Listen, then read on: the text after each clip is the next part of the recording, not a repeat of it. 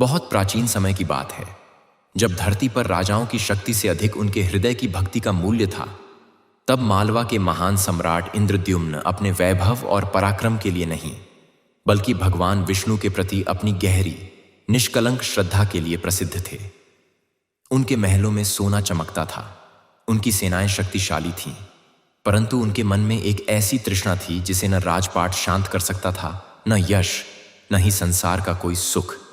वह तृष्णा थी प्रभु के साक्षात दर्शन की, उस स्वरूप के दर्शन की जो सामान्य आंखों से नहीं, केवल पूर्ण समर्पण से प्रकट होता है। एक दिन उनके दरबार में एक तपस्वी पहुंचा, जिसकी आंखों में गहरी स्थिरता और वाणी में अलौकिक विश्वास था। उसने धीरे से कहा कि नीलाचल पर्वत के समीप, घने और रहस्यमय वन के भीतर, नीलमाधव नाम से स्वयं भगवान विष्णु एक अद्भुत रूप में विराजमान है। ऐसा रूप जिसे देखने का सौभाग्य केवल उन लोगों को मिलता है जिनका हृदय पूर्ण रूप से शुद्ध हो चुका हो। यह सुनते ही राजा के भीतर जैसे बिजली कौंध गई, उनका रोम रोम जाग उठा और उन्होंने उसी क्षण निश्चय किया कि चाहे जो भी करना पड़े, वे उस दिव्य स्वरूप के दर्शन अवश्य करेंगे। उन्होंने अपने विश्वस्त ब्राह्मण और विद्वान दूत विद्यापति को इस कार्य के लिए चुना, जो न केवल बुद्धिमान थे बल्कि सच्चे अर्थों में भक्त भी थे, और उन्हें आदेश दिया कि वे उस रहस्य की खोज में निकलें और तब तक लौटकर न आएं जब तक सत्य का पता न लगा लें। विद्यापति अनेक दिनों तक जंगलों, पहाड़ियों और जनजातीय बस्तियों में भटकते रहे। अंततः उन्हें झांत हुआ कि एक भील जनजाति के प्रमुख विश्ववसु गुप्त रूप से नीलमाधव की पूजा करते हैं और किसी बाहरी व्यक्ति को उस स्थान का मार्ग नहीं बताते। विश्ववसु की आंखों में अपने आराध्य के प्रति अगाध प्रेम था। वह नीलमाधव को किसी राज दरबार या वैभव के अधीन नहीं देखना चाहते थे। उनके लिए वह वन ही मंदिर था और प्रकृति ही आभूषण। विद्यापति ने धैर्य, विनम्रता और सच्ची श्रद्धा से उनका विश्वास जीता, और अंततः विश्ववसु ने एक दिन उनकी आंखों पर पट्टी बांधकर उन्हें उस पवित्र स्थान तक ले जाने की अनुमति दी। किंतु विद्यापति भी कम बुद्धिमान नहीं थे। उन्होंने मार्ग में चुपके से सरसों के बीज गिरा दिए ताकि लौटते समय रास्ता पहचाना जा सके। जब पट्टी हटाई गई तो उनके सामने जो दृश्य था वह वर्णन से परे था। वन के मध्य एक अलौकिक प्रकाश फैला हुआ था। वहां कोई भव्य मंदिर नहीं था, कोई मानव निर्मित दीवारें नहीं थीं, केवल दिव्यता का स्पंदन था, और उस प्रकाश के केंद्र में नीलमाधव विराजमान थे। ऐसा रूप जिसमें शांति और करुणा एक साथ धड़क रही थी। ऐसा रूप जिसे देखते ही विद्यापति के नेत्र अश्रुओं से भर गए और उन्हें लगा जैसे उनकी आत्मा अपने स्रोत से मिल गई हो। वे लौटे और राजा इंद्रद्युम्न को सब बताया। राजा का हृदय उत्साह से भर उठा और वे स्वयं उस स्थान की ओर प्रस्थान कर गए। परंतु जब वे वहां पहुंचे तो दृश्य बदल चुका था। वह दिव्य स्वरूप अदृश्य हो चुका था। वन वैसा ही था, परंतु वह अलौकिक उपस्थिति अब अनुभव में नहीं आ रही थी। राजा भूमि पर गिर पड़े, उनका हृदय टूट गया। उन्होंने व्याकुल होकर पुकारा कि प्रभु ने उन्हें दर्शन का संकेत दिया था, तो फिर वे क्यों लुप्त हो गए। उसी क्षण आकाश में एक गंभीर और मधुर ध्वनि गूंजी, जिसने कहा कि वे अदृश्य नहीं हुए हैं, बल्कि एक नए स्वरूप में प्रकट होंगे, और राजा को नीलाचल के समुद्र तट पर एक दिव्य दारू अर्थात पवित्र काष्ठ प्राप्त होगा, जिससे उनका नया विग्रह निर्मित होगा। यह वाणी सुनकर राजा की निराशा आशा में बदल गई। उन्होंने उपवास किया, यज्ञ किए और प्रभु की प्रतीक्षा करने लगे। कुछ समय बाद पुरी के तट पर समुद्र की लहरों के बीच एक अद्भुत लकड़ी तैरती हुई दिखाई दी। वह सामान्य लकड़ी नहीं थी। उसके आसपास का जल मानो शांत हो जाता था। उससे एक ऐसी सुगंध निकलती थी जो मन को भीतर तक छू लेती थी। राजा समझ गए कि यही वह दरु ब्रह्म है जिसका संकेत मिला था। परंतु आश्चर्य की बात यह थी कि उस काष्ठ को कोई हिला नहीं पा रहा था, न सैनिक, न हाथी, न ही मजबूत रस्सियां, मानो वह केवल भक्ति की प्रतीक्षा कर रहा हो।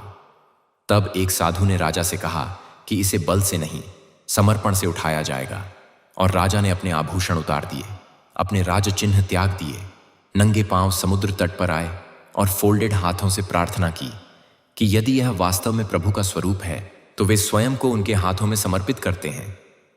जैसे ही यह प्रार्थना समाप्त हुई, वह विशाल काष्ठ हल्का हो गया और सहजता से उठाकर लाया गया, मानो वह अपने भक्त के स्पर्श की प्रतीक्षा कर रहा था। राजा ने उस पवित्र काष्ठ को सम्मानपूर्वक एक विशिष्ट स्थान पर स्थापित किया और विचार करने लगे कि अब कौन उस दिव्य रूप को आकार देगा। तभी एक दिन एक वृद्ध बढ़ई उनके समक्ष उपस्थित हुआ। उसकी आंखों में गहराई थी और स्वर में स्थिर विश्वास। उसने कहा कि वह उस काष्ठ से भगवान का विग्रह निर्मित कर सकता है, परंतु उसकी एक शर्त है कि जब तक वह भीतर कार्य करे, कोई भी द्वार न खोले और न ही उसके कार्य में बाधा डाले। राजा ने तुरंत सहमति दी, क्योंकि उन्हें लगा कि यह कोई साधारण शिल्पी नहीं, बल्कि स्वयं दैवीय शक्ति का प्रतिनिधि है। उस वृद्ध को एक कक्ष में स्थापित कर दिया गया और द्वार बंद कर दिए गए। भीतर से कभी कभी हल्की कारीगरी की ध्वनि आती थी, जो धीरे धीरे मंद होती गई। दिन बीतने लगे और एक समय ऐसा आया जब भीतर से कोई आवाज नहीं आने लगी। रानी चिंतित हो उठी। उन्हें भय हुआ कि कहीं वह वृद्ध प्राण त्याग तो नहीं चुका। राजा का मन भी डगमगाने लगा और यहीं से उस महान रहस्य की अगली लीला आरंभ होने वाली थी, जहां अधीरता और विश्वास की परीक्षा होने वाली थी और जहां संसार एक ऐसे स्वरूप को देखने वाला था जो पूर्णता की पारंपरिक परिभाषा को सदा के लिए बदल देगा। दिन बीतते गए और उस बंद कक्ष के बाहर समय जैसे ठहर गया था। भीतर से प्रारंभ में जो हल्की कारीगरी की ध्वनि सुनाई देती थी, वह अब पूर्णतः मौन में बदल चुकी थी और यही मौन राजा इंद्रद्युम्न के मन में सबसे बड़ा तूफान बन गया था, क्योंकि भक्ति में विश्वास जितना गहरा होता है, परीक्षा उतनी ही सूक्ष्म होती है। रानी का हृदय चिंता से भर उठा। उन्होंने कहा कि कई दिनों से भीतर से कोई आहट नहीं आई। यदि वह वृद्ध शिल्पी, जो स्वयं को बढ़ई कहता था, वास्तव में वृद्ध था, तो संभव है कि वह प्राण त्याग चुका हो। और यदि ऐसा हुआ तो यह पाप राजा के सिर पर आएगा, क्योंकि उन्होंने द्वार बंद रखकर उसकी सुध नहीं ली। राजा का मन डगमगाया। एक ओर आकाशवाणी की स्मृति थी, दूसरी ओर मानवीय करुणा और भय, और अंततः वही हुआ जो अक्सर अधीरता के क्षणों में हो जाता है।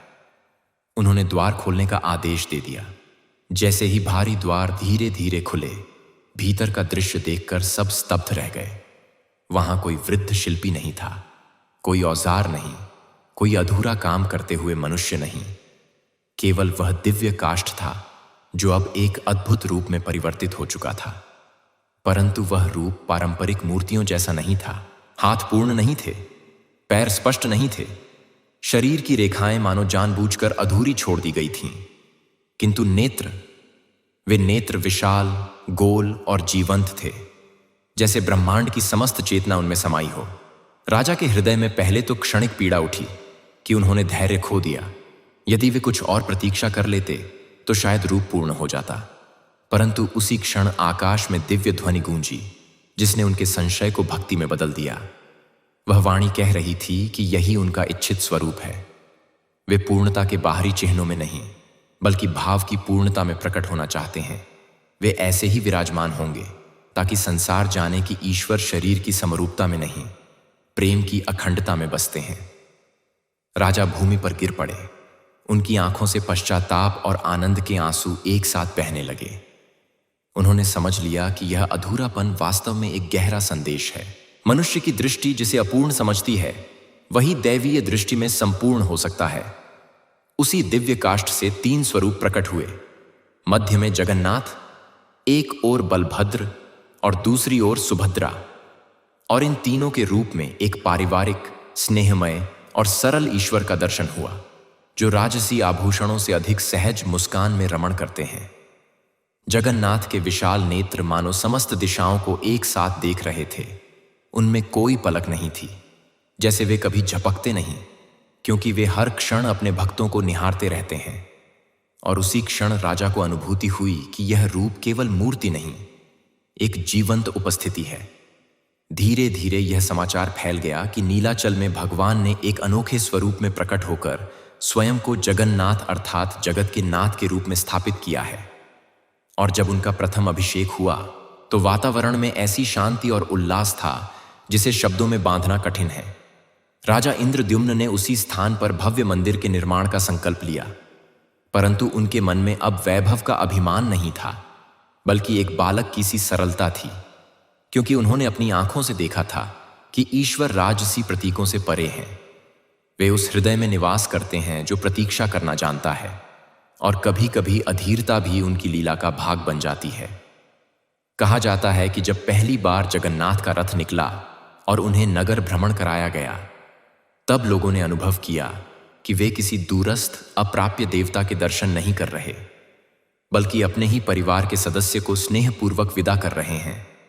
और यही इस स्वरूप की सबसे बड़ी विशेषता है। यहां ईश्वर और भक्त के बीच दूरी नहीं, आत्मीयता है। जगन्नाथ का अधूरा प्रतीत होने वाला शरीर यह स्मरण दिलाता है कि ईश्वर किसी एक जाति, किसी एक वर्ग, किसी एक परंपरा तक सीमित नहीं है। उनके हाथ इसीलिए पूर्ण रूप से उकेरे नहीं गए कि वे हर दिशा में फैल सकें।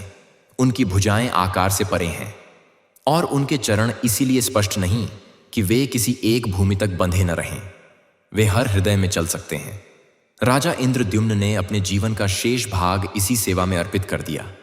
उन्होंने समझ लिया था कि भक्ति केवल चमत्कार देखने का नाम नहीं, बल्कि उस रूप को स्वीकार करने का नाम है जिसे ईश्वर स्वयं चुनते हैं। समय बीतता गया, पीढ़ियां बदलती रहीं, परंतु जगन्नाथ का वही सरल, अनगढ़ किंतु अनंत करुणा से भरा स्वरूप आज भी पुरी में विराजमान है। और लाखों लोग जब उन विशाल नेत्रों में देखते हैं तो उन्हें लगता है जैसे स्वयं बालक कृष्ण मुस्कुरा रहे हों, जैसे वे कह रहे हों कि बाहरी अपूर्णताओं से मत डरो, तुम्हारा प्रेम यदि सच्चा है तो मैं उसी में पूर्ण हूं। इस कथा का सार केवल ऐतिहासिक घटना नहीं, बल्कि एक आध्यात्मिक शिक्षा है कि जब मनुष्य अधीर होकर द्वार खोल देता है, तब भी यदि उसका हृदय निष्कपट है तो ईश्वर उसे दंड नहीं देते, बल्कि अपनी लीला से उसे और गहरा सत्य सिखाते हैं। और यही कारण है कि जगन्नाथ का यह स्वरूप युगों से भक्ति, समर्पण और समानता का प्रतीक बना हुआ है। जो भी उनके सम्मुख खड़ा होता है उसे लगता है कि वे उसे पूर्ण रूप से देख रहे हैं, समझ रहे हैं और स्वीकार कर रहे हैं। और शायद यही इस कथा का सबसे बड़ा चमत्कार है कि अधूरा दिखने वाला वह रूप हर भक्त के जीवन को पूर्ण कर देता है।